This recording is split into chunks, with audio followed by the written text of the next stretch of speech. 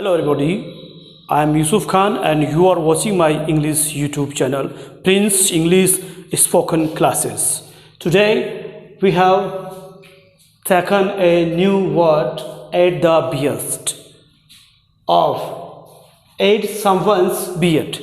At the behest का मतलब है कि जब कोई व्यक्ति काम करता है यानी if something is done यानी कोई काम हो रहा है, काम होता है एट समवन behest उसके कहने पर। जैसे कई बार आपने मूवी में देखा होगा कि जो विलेन होते हैं वो किसी व्यक्ति को भेजते हैं हीरो को मतलब मारने के लिए, तो हालांकि वो मारने वाले दूसरे हैं लेकिन उसका जो मेन जिम्मेदार कौन होता है, मेन जो विलेन होता है वो होता है। तो इसी प्रकार ये है कि कोई व्यक्ति जब काम करता है किसी के कहने पर, वो काम कर रहा है लेकिन उसका जिम्मेदार कुछ और होता है। इट मे बी रिक्वेस्ट, हो सकता है ये काम रिक्वेस्ट से किया जा रहा है, हो सकता है ये काम ये ऑर्डर से है, या हो सकता है विश या डिजायर से है, और मे बी इंस्ट्रक्शन यानी किसी को इंस्ट्रक्शन दिया, निर्देश दिया कि तुम्हें ये काम करना है।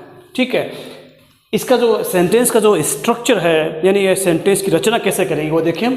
सबसे पहले हम लिखेंगे कोई भी सेंटेंस। ये सेंटेंस का मतलब है कि कोई भी टेंस का हो सकता है, ये होगा अफर्मेटिव, नेगेटिव भी है लेकिन इंट्रोगेटिव नहीं हो सकता है, यानी प्रेजेंट सिंपल, पास्ट सिंपल, कुछ भी हो सकता है। उसके बाद में आप यूज करेंगे eight the behest of, eight the behest of. उसके बाद में या तो कोई नाउन आ सकता है, नाउन का मतलब किसी व्यक्ति का नाम आ सकता है कि राजू के कहने पर मैंने ऐसा किया, मेरे प्रिंसिपल के कहने पर हम वहाँ क्रिकेट खेलने गए है। ठीक है, और या फिर कोई ऑब्जेक्ट आ सकता है। ऑब्जेक्ट का मतलब है कि आपकी जो आई, यू, वी, दे, ही, सी होते हैं इनका ऑब्जेक्टिव पार्ट। जैसे आई का क्या होता है, जैसे मी, यू का वी, और वी का होता है अस। ठीक है, इस प्रकार से यूज कर सकते हैं। देखिए कुछ एग्जांपल्स आपके सामने हैं। उसके कहने पर मैंने बाइक खरीदी, यानी एक व्यक्ति है जिसने बाइक खरीदी है, पास्ट में खरीद ली, लेकिन उसका जिम्मेदार यानी हो सकता है कि ये उसने रिक्वेस्ट किया कि भाई यार बाइक ले ले,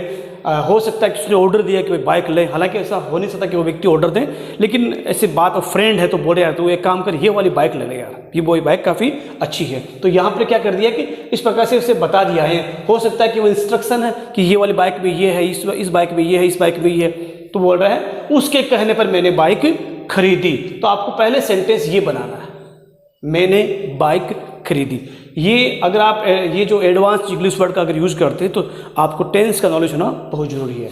मैंने बाइक खरीदी, इसका मतलब ये पास्ट सिंपल टेंस है, यानी सेकंड फॉर्म आएगी आई बॉट अ बाइक, यानी मैंने एक बाइक खरीदी। एट द behest ऑफ, लड़का है तो यानी जिसने बात बोली वो लड़का है तो क्या लगाएंगे हम, हिम, और अगर लड़की तो क्या लगाएंगे, है। I bought a bike eight the behest of him. Okay, next example, he slapped Raju, यानी यानी उसने स्लैप्ड मारा या थप्पड़ मारा राजू को एट माई behest। अब देखिए यहाँ पर अब क्यों हमने अलग तरह से यूज किया एट माई behest, और यहाँ क्या बोलता हमने एट द behest ऑफ, इस प्रकार से। तो इसका मतलब ऐसे भी यूज कर सकते हैं, और डायरेक्टली अगर आप एट, यहाँ पर भी एट द, फिर behest की जगह आप अगर पजेसिव यूज कर रहे हैं माई या फिर आउट या फिर योर, इस प्रकार से यूज करते हैं तो आप डायरेक्ट क्या कहते हैं behest। तो ये भी राइट है और ये भी राइट है। तुम्हारे कहने पर वह बाजार जाएगा। अब देखिए पहले आप ये करेंगे वह बाजार जाएगा, ये फ्यूचर सिंपल में ही विल गो टू मार्केट, यानी वो मार्केट जाएगा। At the behest of you, तुम्हारे कहने पर मार्केट जाएगा, नहीं तो नहीं जाएगा।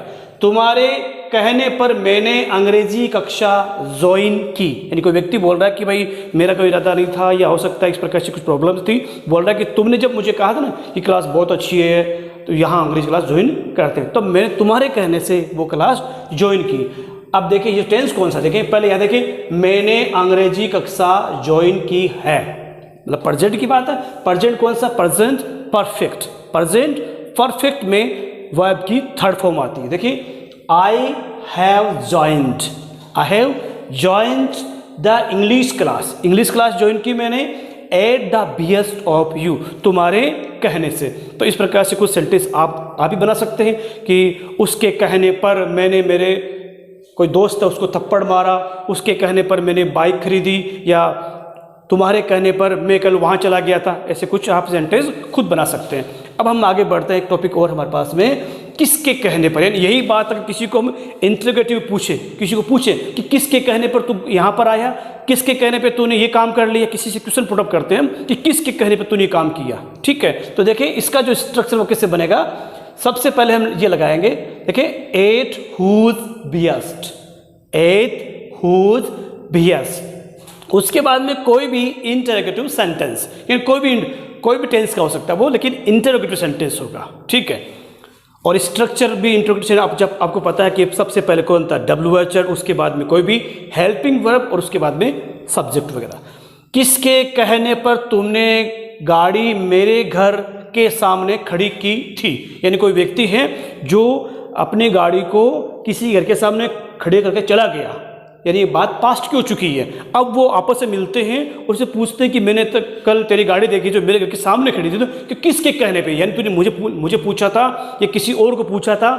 ठीक है, तो देखें सेंटेंस स्टार्ट कहाँ से होगा, एट हुज बिहेस्ट। क्या लगाएंगे, एट हुज बिहेस्ट।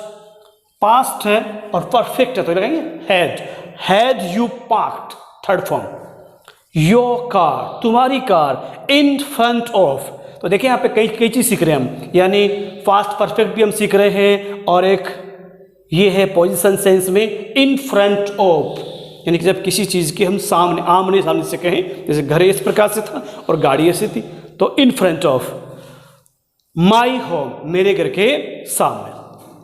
किसके कहने पर तुम ऑफिस में घुसे या ऑफिस में आए, यानी जैसे कोई ऑफिसर हो सकता है या कोई प्रिंसिपल या कोई हेडमास्टर, कोई भी हो सकता है, ऑफिस में काम कर रहा है, अचानक जो स्टूडेंट है वो आ जाता है ऑफिस में और अचानक उसकी नज़र पड़ती कि यहाँ कैसे आए, किसके कहने पे हैं, क्या तुमने मुझसे परमिशन ली या किसी टीचर ने तुझे भेजा। देखिए एट हुज बिहेस्ट, किसके कहने पर, देखिए डिड यानी past simple, did you enter the office, office में एंटर हुए।